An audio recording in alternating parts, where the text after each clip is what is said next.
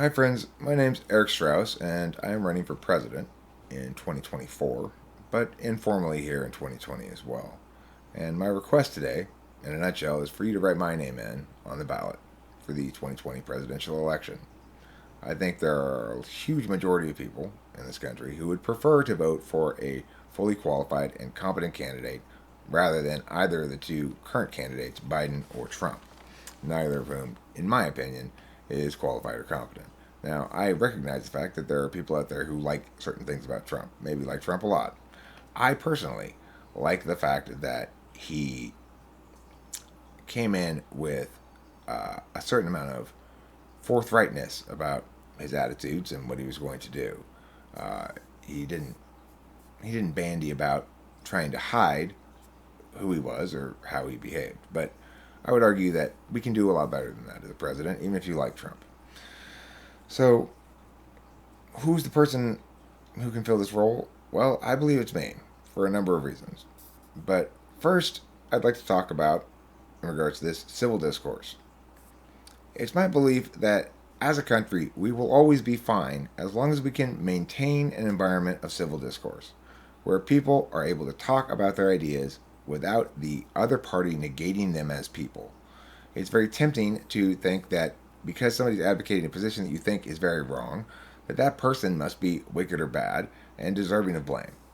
I would propose that in order for us as a country, as a nation, to regain the strength of a citizen democracy that probably the nation once had, but ideally exceed that even, and express what it means to be a citizen democracy in a meaningful way that undertakes meaningful thinking and rational prudence with public policy, but also engages the electorate entirely.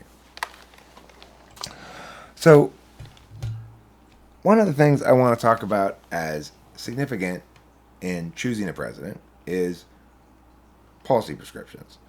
I would like to provide as an example of a policy prescription that I bring to the table my position on homelessness.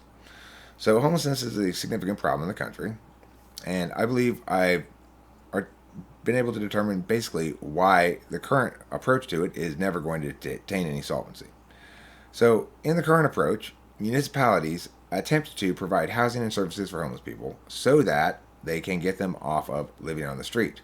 The reason they can't simply arrest them when they live on the street is because the Supreme Court has ruled that you cannot arrest somebody for camping on the street unless you, meaning the municipality, provides housing for them to go to.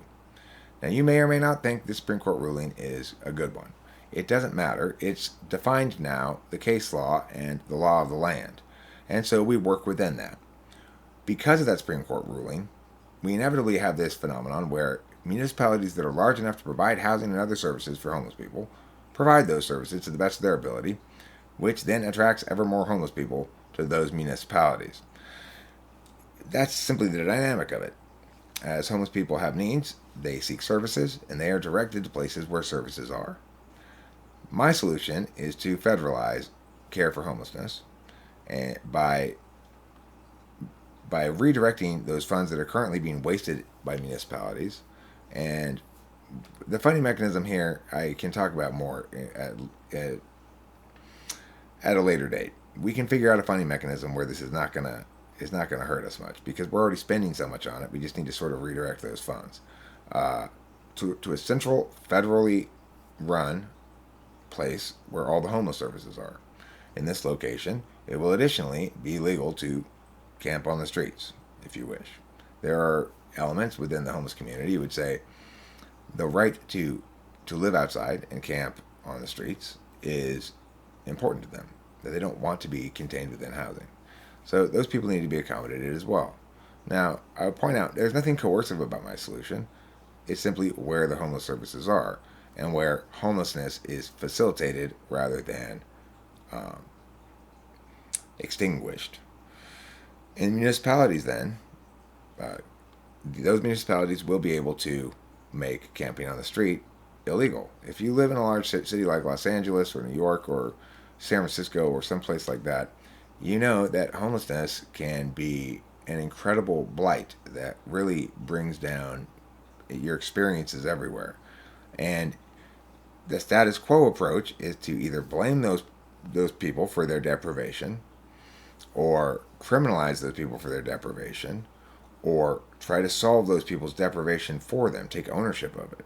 Well, I don't know which of those solutions is intellectually or ideologically best.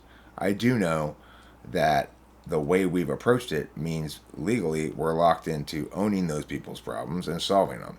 So let's do it smart, and let's make sure that homelessness is not something that plagues our nation's towns and cities, but rather is dealt with in a centrally located place that is in the middle of nowhere, that's not a burden on the rest of the population.